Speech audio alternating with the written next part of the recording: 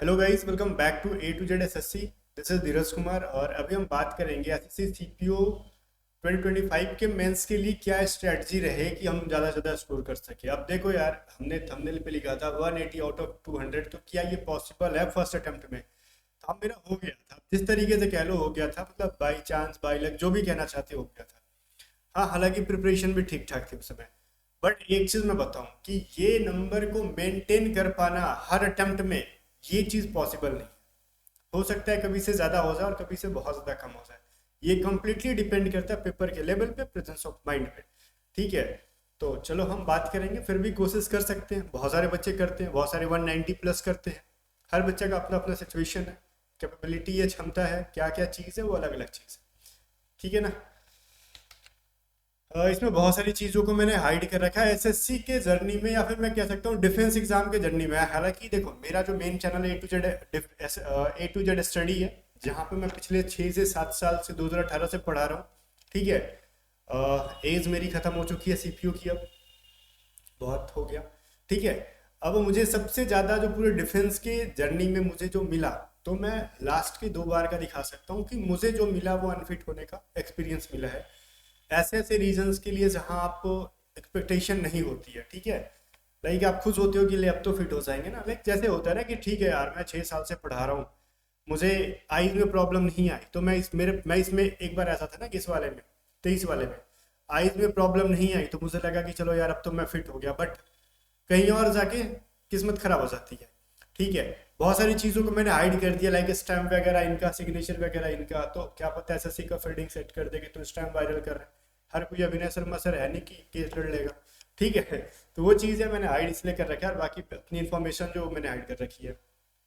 नेक पे मार्क वगैरह है, कट मार्क है, बहुत थोड़ा ज़्यादा हो गया था, वो वाली है, उसकी वजह से भी पॉइंट मिला था। एंड बहुत सारी चीज़ों को लेके, तो वो अनफिट होने का जो है ना वो अलग रख गया। लेकिन मैं बताता हूँ, अगर आपको लगता है ना कि भाई चलो ठीक है यार, आप फिट हो।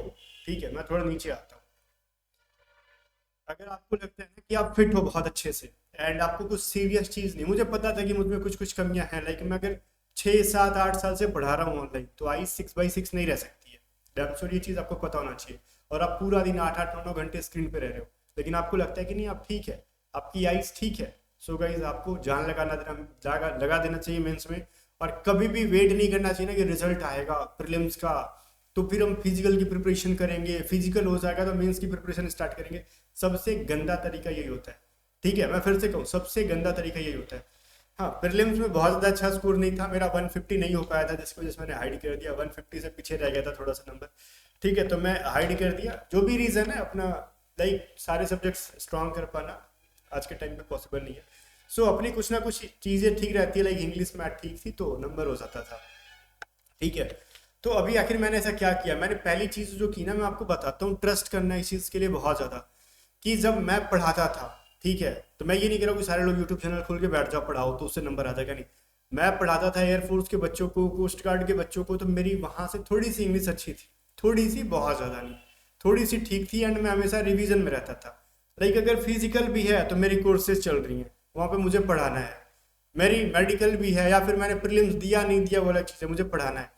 तो वो चीज़ तो मेरे को बेनिफिट रहा। बट इसके अलावा मैंने क्या किया, हालांकि बहुत सारे लोग पढ़ा रहे हैं तो सबको बैठा दोगे तो नहीं जरूरी है कि 150 भी क्रॉस करें।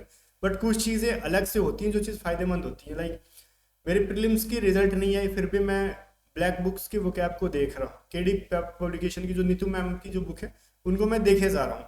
ठीक है। फिजिकल है तो फिजिकल तो भाई सीपीओ का मैं 2 3 बार निकाला हूँ, तो इसका मतलब ये नहीं कि मैं दिन दिन भर फिजिकल कर रहा हूँ तो मैं पढ़ नहीं रहा हूँ। बहुत सारे बच्चे हैं, पास वाले साथ वाले थे, लाइक वो फिजिकल की रनिंग की प्रिपरेशन कर रहे हैं ना, वही तो लगा है बंदा सीरियसली एकदम, पढ़ाई लिखाई से कोई लेना देना नहीं है। वो चीज़ नहीं होनी चाहिए। अगर वैसी चीज़ है तो भाई फिर 180 190 का टारगेट मत रखना, नहीं हो पाएगा। इनफैक्ट आप सीबीएसई से हो तो भी सोचना कि नहीं हो पाएगा, मुश्किल हो जाएगा आपके लिए। तो आपको ये रखना कि फिजिकल अपने जगह है, आप फिजिकल करके और इंस्टेंट थोड़ा सा लाइट बोलो, मतलब डाइट वगैरह लेके नींद पूरा कर लो, थकान हरासमेंट खत्म हो गया, देन अपनी प्रिपरेशन पे लो। हाँ, ये नहीं मैं कह रहा हूँ कि 8 8 घंटे पढ़ो, एटलीस्ट 4 आवर्स भी पढ़ लो, सफिशियंट है ना। दिन के 24 घंटे में 4 घंटे पढ़ लेना फिजिकल करके, कोई बड़ी चीज़ नहीं है। और एसएससी सीपीओ का फिजिकल नहीं बहुत ज़्यादा डिफिकल्ट है, मैं फिर से बोलूँ डिफिकल्ट नहीं है। इसके ऊपर मैं वीडियोस लाऊंगा, बहुत इजीली निकल जाएगा। बट मैं बताऊंगा कि फिजिकल करके भी आपको मेंस में क्या क्या चीजें करनी चाहिए। ठीक है, अब मैं चीजों के बारे में बताता हूँ यार, छोड़ो ये तो अलग चीज है।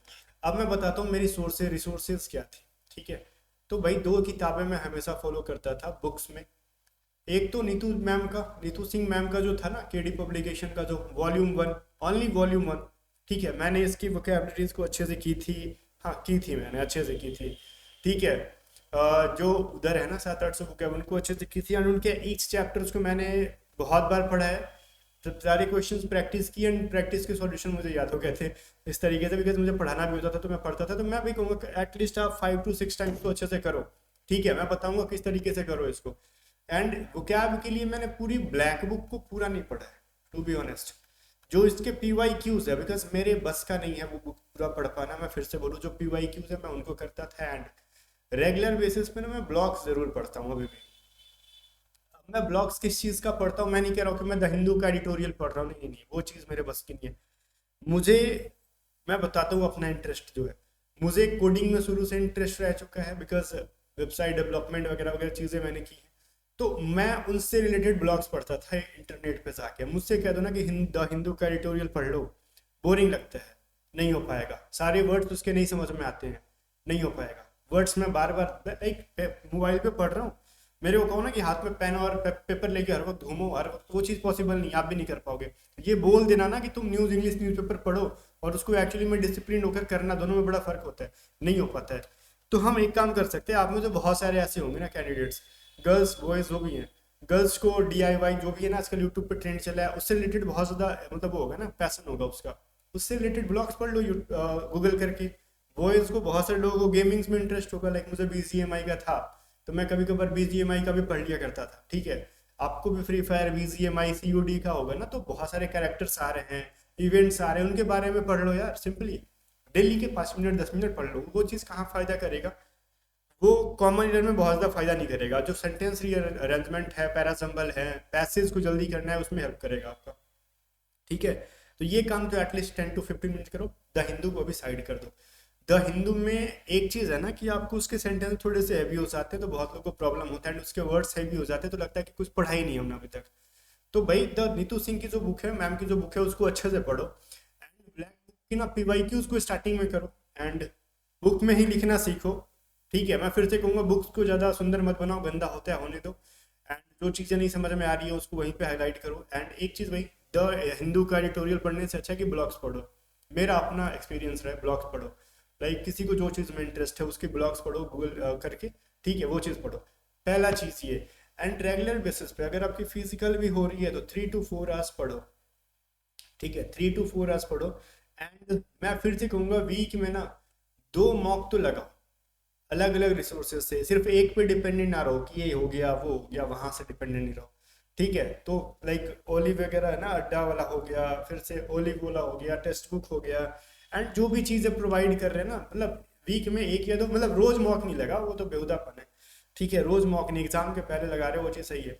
मेंस का ना तो रोज मॉक नहीं, वीक में 2 मॉक लगा रहे हो, डेट विल बी सफिशिएंट। ठीक है ना, तो यही कह रहे हैं कि आपको यार इसमें किस तरीके से करना, वो जो बुक्स जो है ना उसको कैसे पढ़ना, उसके ऊपर आ रहा है। ये तो मेरी रिसोर्सेज थी, अब कुछ भी मैंने एक्स्ट्रा नहीं करा है। 5 5 6 6 बुक्स नहीं, ये 1 और 2 बुक्स रखो, उसको अच्छे से करो, मल्टीपल टाइम्स करो, वो ज़्यादा हेल्प करेंगे आपको। एंड एक चीज़ इंपॉर्टेंट चीज़ बताता हूँ, केडी पब्लिकेशन को बुक को हमने कैसे करा। हम टॉपिक पे आएंगे, छोटा सा टॉपिक पे, कुछ कुछ चीज़ों पे आएंगे। अच्छा, एक चीज़ मैं आपको बताता हूँ आगे बढ़ने से पहले। हालांकि आप में तो बहुत सारे बच्चों की इंग्लिश बहुत अच्छी होगी, बट ऐसे बहुत सारे CPU में बच्चे होते हैं ना जो कि बिना इंग्लिश के दम पे भी वो क्रैक कर लेते हैं। हालांकि इस बार तो मुश्किल हो गया होगा, है ना, बट फिर भी मान लो ना इंग्लिश एवरेज होके भी आप क्रैक कर लिया, बट इंग्लिश का फंडामेंटल्स आपका क्लियर नहीं है। अगर आप चाह रहे हो कहीं से पढ़ना है, तो मैं आपको वो एक छोटा सा वो बोल रहा हूँ, मतलब एक चीज़ हमने लॉन्च किया, मैं उसके बारे में बता रहा हूँ।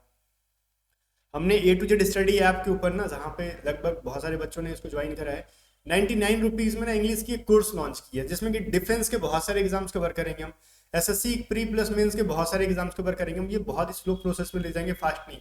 एंड सारे रिकॉर्डेड लेक्चर्स इसके अंदर हम लोग अपलोड करेंगे, बहुत सारे बुक्स को पढ़ के रेफरेंसेस लेके। तो ये नहीं कह सकते इस बुक से है उस बुक से नहीं, आप जिस बुक का फेवरेट, लाइक मैं अगर नीतू मैम के बुक को पढ़ाऊँ ना, तो मैं पढ़ाऊंगा भी तो कहीं ना कहीं मेरी वाइब मैच करेगी उससे।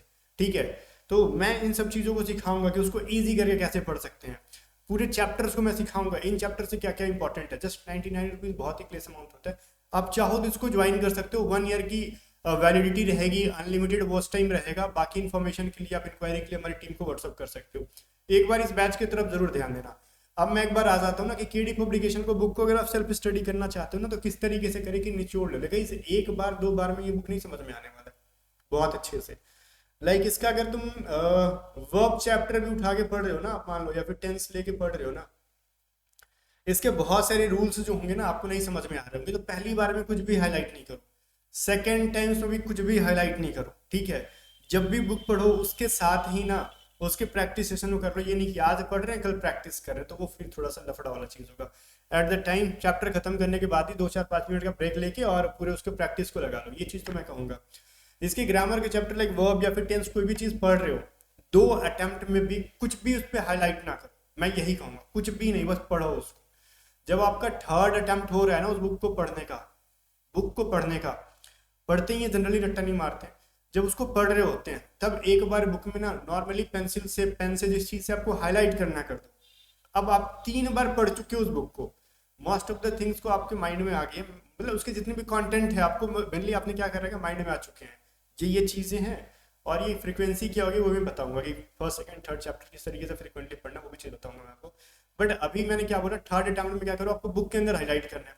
बट आप जिसको 4th अटेम्प्ट में उस चैप्टर को जब आप पढ़ रहे हो, ऐसा नहीं कि आज भी पढ़ा वो, कल भी पढ़ा वो, परसों भी पढ़ा वो, उसके बाद भी वो 4 बार पढ़ लिया, ऐसा नहीं होता है।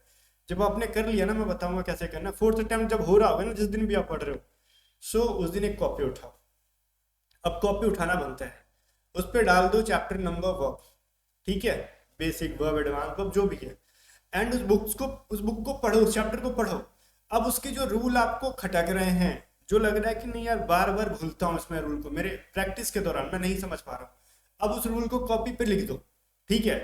अब उस कॉपी पे लिख दिया आपने, वर्ब के हो सकते हैं 10 रूल ऐसे होंगे, 5 रूल्स ऐसे होंगे जो आपको मतलब डाउट क्रिएट कर रहे होंगे, जो समझ में नहीं आ रहे होंगे, उनको आप नोट बना लो उसकी, बस वही काम करना।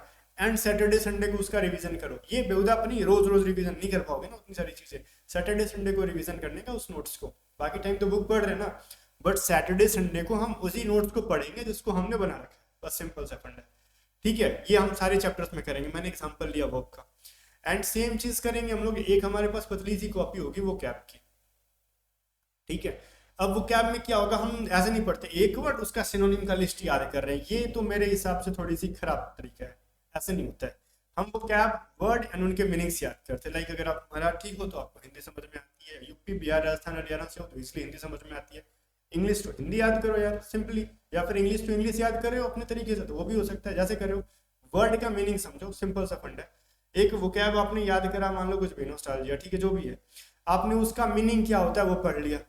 अब ये नहीं ना कि उसके कितने सिनोनिम्स है, अब वो पढ़े जा रहे हो, कितने एंटोनिम्स है, वो एक लिस्ट बना के नहीं याद होता है, वर्ड एंड उनके मीनिंग, ठीक है, ऐसे पढ़े जा रहे हो। पहली चीज तो ये, फिर वही चीज है 2 बार 3 बार में जो चीज लग रहा है, 3rd अटेम्प्ट में जो डिफिकल्ट लग रहा है उसको पेपर बुक के ऊपर मार्क कर दो, ये वाला हम भूल रहे हैं, ठीक है। जो 4th अटेम्प्ट होगा कॉपी पे ले आएंगे उसको, ये वाला बहुत ज्यादा भूल रहे हैं, है ना, इस तरीके से। एंड सैटरडे संडे को मस्ट उसको रिवीजन कर लो, ये चीज तो हो गया। क्योंकि स्टार्टिंग में क्या है ना, जब हम कंटेंट हम कम पढ़े होंगे तो हम रेगुलर बेसिस पे भी रिवीजन कर पाएंगे इजीली, बट जब पूरा बुक हम कर लेंगे ना तो रेगुलर बेसिस पे कर लोगे क्या रिवीजन, नहीं पॉसिबल है, मन ही नहीं मानेगा आज के टाइम पे। तो भाई उसका एक रामबाण उपाय है कि उसको कॉपी पे ले आओ, नोट्स बनाओ एंड रिवीजन करो। एंड इंपॉर्टेंट चीज मैं बताता हूँ कि अब वो कैब करना कैसे है, ठीक है। अब वो कैब करना कैसे है, अब देखो यार आप क्या देते हो, टाइम नहीं देते हो, बट मैं कहूँगा कि 4 आवर्स तो देना। अगर मेंस के पर्पज से पढ़ रहे हो तो मिनिमम 4 आवर्स तो देना। अगर आप मेंस के पर्पज से इंग्लिश पढ़ रहे हो तो मैं फिर से कह रहा हूँ 4 आवर्स देना। आप इससे कम दोगे तो फिर थोड़ा सा दिक्कत करेगा, स्पेशली अगर आपका बैकग्राउंड हिंदी है तो इतना तो देना पड़ेगा आपको, दे देना, ठीक है। 4 आवर्स कैसे दोगे आप, लाइक वो कैब के लिए आप 2 आवर्स अगर निकाल रहे हो या फिर 1 आवर निकाल रहे हो, 1 आवर या फिर 1.5 आवर अगर वो कैब पे निकाल रहे हो, तो अब आप देखो यार आप बिगिनर नहीं हो, मैं फिर से कह रहा हूँ, आप बिल्कुल भी बिगिनर नहीं हो ना कि 10 वर्ड याद कर रहे हैं, 10 1 वर्ड याद नहीं। अब इस फ्रीक्वेंसी को बढ़ाओ, एटलीस्ट 20 वर्ड अ डे, ठीक है, 20 वर्ड्स अ डे, ये चीज टारगेट रखो। वर्ड एंड उसके मीनिंग, हाँ 20 कम नहीं होते भाई, बहुत होते हैं। तुम इस फ्रीक्वेंसी के साथ ना 1 से 1.5 महीने में पूरा केडी पब्लिकेशन चढ़ जाओगे अगर कर रहे हो वैसे तो, ठीक है। 20 बहुत होता है। 1 वर्ड आपको करना है रेगुलर बेसिस पे 30, ईडीएम्स भी करने हैं आपको 20 to 25। ये फ्रीक्वेंसी कम नहीं है, बहुत होता है। मिस स्पेल्स आपको करने हैं डेली बेसिस पे 5 to 10। उसकी लिख लिख की प्रैक्टिस, मिस स्पेल्ड वाले के ना रटना नहीं होता है, लिख लिख के प्रैक्टिस करो। सेम वर्ड को 10 बार लिखो, ठीक है, सेम वर्ड को 10 बार लिखो। एंड उसके अंदर एक कुछ फ्रेजल वर्ब दिए होंगे, 5 रेगुलर बेसिस पे करोगे तो 30 दिन में 150 कर लोगे। एंड नेक्स्ट 60 डेज में तुम मतलब आराम से कर लोगे, बहुत ज़्यादा 300 के आसपास। उतने होंगे भी कि नहीं होंगे पता नहीं, याद नहीं आ रहा है, तो वो तो हो जाएगा। मतलब ये जो चीज़ें डिफिकल्ट है, देख लो मैं खुद बोल रहा हूँ कि ये चीज़ कम करो 5-5, ठीक है, बट ये चीज़ है ना कंटिन्यू करना। अभी नहीं कि तुम जोश जोश में ना इन्होंने बोल दिया 4 दिन करेंगे 5वां दिन फेस, तो भाई वो कंटिन्यूटी नहीं आएगी। अब ऑब्वियस चीज़ है, आप मिलिट्री के लिए जा रहे हो, पैरा मिलिट्री के लिए जा रहे हो, तो डिसिप्लिन तो होना पड़ेगा ना। यहीं से आपकी अपने आप को लेकर लेनियंट हो रहे हो तो भाई आगे चल के क्या ही करोगे। सीधे सी बात है कि डिफेंस नहीं है फिर आपके लिए। तो ये तो एक टारगेट होना चाहिए वो कैप को करने का, ठीक है। 1.5 से 2 घंटे जो भी दे रहे हो अपने टाइम के अकॉर्डिंग देख लेना। अब बोलो सेंटेंस अरेंजमेंट में प्रॉब्लम आती है, मैं उसके लिए एक वीडियो लाऊंगा, अभी मैं बताऊंगा तो ज़्यादा प्रॉब्लम होगा, बट वो चीज़ प्रैक्टिस मांगता है। सेंटेंस रीअरेंजमेंट या फिर पैराजम्बल वो आपका प्रैक्टिस का चीज़ है। अब एक छोटी सी थी ये चीज़, अब इसकी मदद से तुम नेक्स्ट 60 डेज तक करना, आपके सीधे मार्क्स में 20 to 25 का जंप आने वाला, ट्रस्ट में। नेक्स्ट 60 डेज तक 30+ डेज करके देख लो इस जो मैंने बताया इस ट्रिक को, आपके आराम से 15-20 नंबर बढ़ जाने हैं 30 दिन के बाद ही, ठीक है। जो चीज़ें मैंने बताई, मंडे टू फ्राइडे पढ़ो, सैटरडे संडे रिवीजन करो, मंडे टू फ्राइडे पढ़ो, सैटरडे संडे रिवीजन करो। एंड लगता है कि नहीं यार फिर भी इंग्लिश बहुत ज़्यादा खुद से नहीं हो पा रहा, तो थोड़ी सी तो हम छोटे से अमाउंट लेकर हम आपको एक बार इस छोटे से कोर्स में, हालांकि मेरी फोटो बहुत ज़्यादा गंदी आई है, देख रहे हो थोबड़ा कैसा है उसके अंदर, ठीक है, कोई नहीं, इस छोटे से अमाउंट के साथ हम आपको बहुत अच्छे प्रिपरेशन कराएंगे, कोशिश करेंगे, छोटी छोटी चीज़ों को डील करना सिखाएंगे, कैसे हैंडल करना है, पैसेज कैसे जल्दी करना है, क्लोज टेस्ट कैसे करना है। इस चैनल पे ना बस कमेंट करके बोलो क्या चाहिए, मैं नेक्स्ट वीडियो लेके आ जाऊँगा। बाकी कहीं मिलते हैं नेक्स्ट वीडियो में, तब तक बाय बाय, जय हिंद।